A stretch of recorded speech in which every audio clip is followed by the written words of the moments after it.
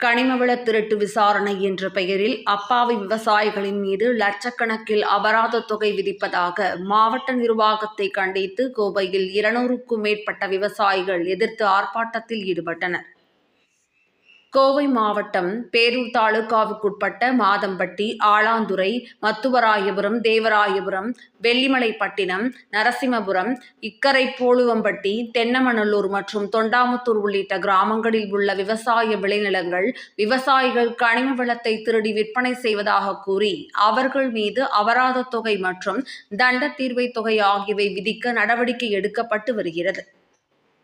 இந்த நிலையில் மாவட்ட நிர்வாகத்தின் இந்த நடவடிக்கைக்கு எதிர்ப்பு தெரிவித்து தமிழ்நாடு விவசாயிகள் சங்கம் சார்பில் 200க்கும் மேற்பட்ட விவசாயிகள் கோவை தெற்கு வட்டாட்சியர் அலுவலகம் முன்பாக ஆர்ப்பாட்டத்தில் ஈடுபட்டனர். அப்போது ஏழை அப்பாவி விவசாயிகள் மீது லட்சக்கணக்கில் அபராதம் விதிப்பதாகவும், விவசாய நிலங்களில் விவசாயத்திற்கு நிலத்தை சமன்படுத்துவதற்காக மண் எடுத்தாலும் அந்த விவசாயிகளுக்கு பல லட்சம் ரூபாய் அபராதம் விதித்து கனிமவள கொள்ளையர்களுக்கு கனிமவளத்துறையினர் துணை போவதாகவும் குற்றம் சாட்டி அவர்கள் முழக்கங்களை எழுப்பினர். முன்னதாக செய்தியாளர்களை சந்தித்த கட்சியின் தலைவர் சு. பழனிசாமி, மலைப்பகுதிகளில் நிலம் வைத்திருக்கும் விவசாயிகள் தரிசு நிலம் மேம்பாட்டு திட்டத்தின் விளைநிலங்களாக மாற்ற பூமிகளை சமம் செய்வது வழக்கம் எனவும், அதேபோல வடக்கிலிருந்து பூமிகள் தெற்கு நோக்கி, குறிப்பாக நொய்யலாற்றினை நோக்கி சரிவாகவும், அதேபோல தெற்கு பகுதியில் உள்ள பூமிகள் அனைத்தும் வடக்கு நோக்கி சரிவாகவும் இயற்கையாகவே அமைய பெற்றிருப்பதால் அவ்வாறு அமையப்பட்ட பூமிகளை நாங்கள் விவசாயம் செய்வதற்காக சிறு சிறு பகுதிகளாக பிரித்து ஏரிகள் அமைத்து மாற்றத்திற்கு தகுந்தாற்போல் நீர்ப்பாசனம் செய்வதற்கு ஏதுவாக மாற்றியமைத்துள்ளதாகவும் கூறினார்.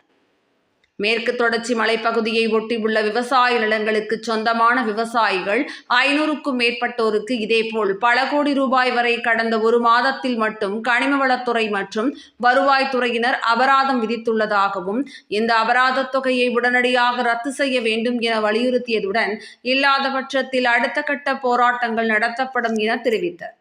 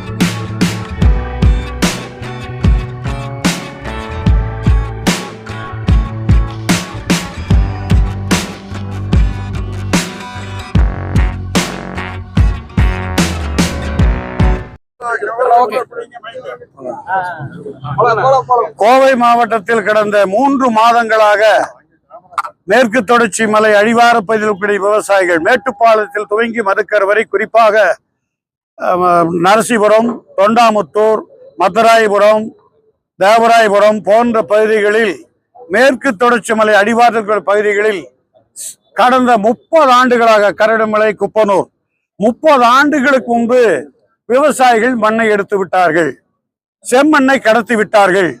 ஆகவே இவர்களெல்லாம் குற்றவாளிகள் என்று புதிதாக ஒரு கண்டுபிடித்து, அதாவது மனிதர்கள் கண்டுபிடிக்கவில்லை, ட்ரோன் மூலியமாக இதெல்லாம் விவசாயிகள் மண்ணை திருடி விட்டார்கள் என்று கோர்ட் உத்தரவு என்கிற பெயரில் அதிகாரிகள் ஆய்வு செய்து 500க்கும் மேற்பட்ட விவசாயிகள் மீது ஏராளமான விவசாயிகள் மாவட்டம் முழுக்க பன்னிமடையிலிருந்து கோவனூர் வரைக்கும், மேட்டுப்பாளையம் வரைக்கும், மதுக்கரை வரைக்கும், சூலூர், போகம்பட்டி, நான் சொல்ற இதர பகுதிகள் முழுக்க விவசாயிகள் மீது கிராவலை திருடிவிட்டார்கள், செம்மண்ணை திருடிவிட்டார்கள் என்று ஒரு அபராத தேவையற்ற குற்றச்சாட்டை நீதிமன்ற உத்தரவு என்கிற பெயரில் அதிகாரிகள் ஆய்வு செய்தார்கள்.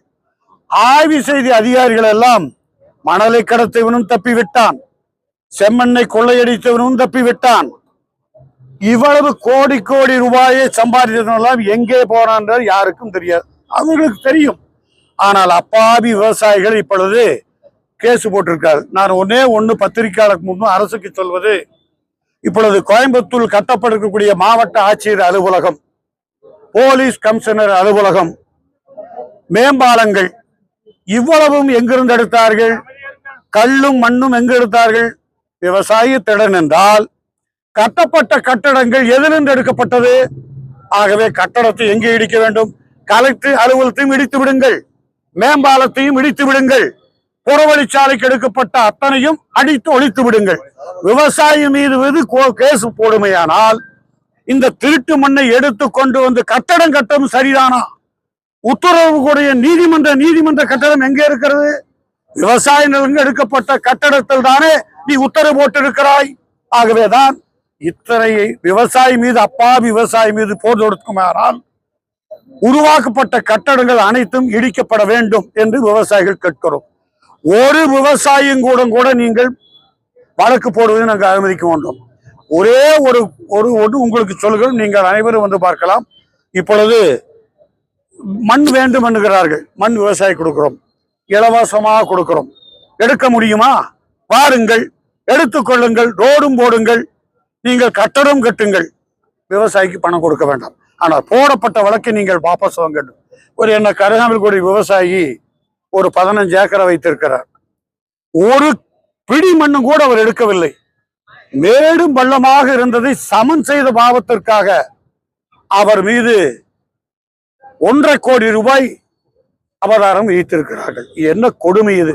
ஆகவேதான் அதே போல இப்பொழுது அரசாங்கமே சொல்றார், நீங்கள்லாம் விவசாயிகள் குழி தோண்டி மழைநீர் சேகரியை பண்ணைக்குட்டை அமையுங்கள், பண்ணைக்குட்டை அமைக்க வேண்டும் என்று அரசு உத்தரவு.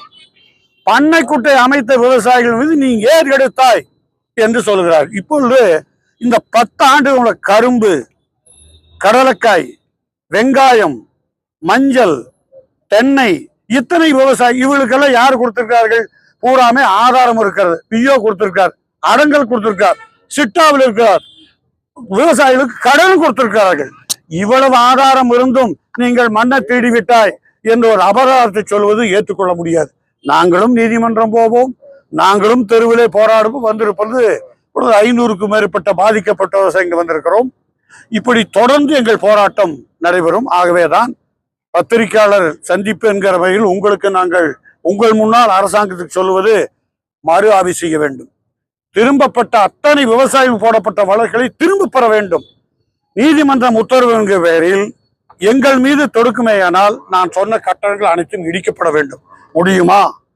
முடிவதற்கு அரசாங்கத்துக்கு தைரியம் இருக்கிறதா என்பதுதான் நாங்கள் கேட்க வேண்டும். ஆனால் இத்தமான தவறான நடவடிக்கையை விவசாயிகள் மீது இப்பொழுது சட்டமன்ற தேர்தல் ஓராண்டுக்கு வரப்போகிறது. இந்த ஓராண்டு வரக்கூடிய இந்த நேரத்தில் கோவை மாவட்ட விவசாயிகள் மத்தியில் இப்பொழுது நான் பேசிக்கொண்டிருக்கிறது, உங்கள் ஊரிலே செங்கல் எடுக்க முடியாது, மண் எடுக்க முடியாது, கல் எடுக்க முடியாது. ஏனால் இந்த மாவட்டத்தில் பிறந்தவரெல்லாம் இடம் வாங்கி வைத்திருந்தால் அவனுக்கு வீடும் கட்ட முடியாது, மண்ணும் எடுக்க முடியாது. தப்பு செய்வதனை தண்டிக்க வேண்டும் என்று நாங்கள் கோரிக்கிறோம். எந்த விவசாயியும் இயற்கையை சூறையாட மாட்டான், மரத்தை வெட்ட மாட்டான், கல்லை எடுக்க மாட்டான். அனுமதிக்கு உட்பட்ட இடங்களில் எடுத்துகள் தவறு செய்த மீது நடவடிக்கை எடுக்கப்பட்டு முடிந்து விட்டது. மீண்டும் இத்தகைய தவறான செய்தியை, தவறான தகவலை பரப்பக்கூடிய நபர்கள் மீது நடவடிக்கை எடுக்க வேண்டும். விவசாயிகளை பாதுகாக்க வேண்டும்.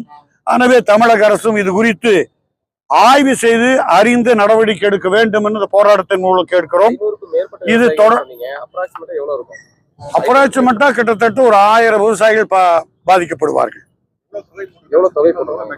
தொகை 1.5 கோடி, 1 கோடி, 20 லட்சம், 1 ஒரு விவசாயி ஒரு 20 சென்ட் நிலத்தை வாங்கி வீடு கட்டுவதற்கு அவனுக்கு 30 லட்சம் அவதான். வீடு கட்டுவதற்கு இடம் வாங்கி மண்ணை தோண்டி அவன் சமன்படுத்துறதுல அவனுக்கு 30 லட்சம். இது என்ன? இது ஒரு கண்ணுல வெண்ணெய் இன்னொரு சுண்ணாம்புமா? இது வருவாய்த்துறை, இது கனிம வளத்துறை கணக்கெடுத்து சொல்லி பிறகு வருவாய்த்துறை மூலியமாக இந்த மதிப்பீடு செய்திருக்கார். இரண்டும் தப்பு. ஆட்சேபனை முறையீடு தவறு என்று சொல்லி இருக்கிறோம். விவசாயிகள் குறைதீர்ப்பு தனிமனு மக்கள் குறைதீர்ப்பு மையத்திலையும் கொடுத்தோம், இப்பொழுதும் கொடுக்கிறோம். இப்போ போராட்டத்தை சொல்கிறோம். அடுத்தது நாங்களும் பல்வேறு வடிவங்களான போராட்டங்களை கையில் எடுக்கிறோம். நீதிமன்றமும் போவோம். நீதி கிடைக்கும் வரைக்கும் தொடர்ந்து போராடுவோம்.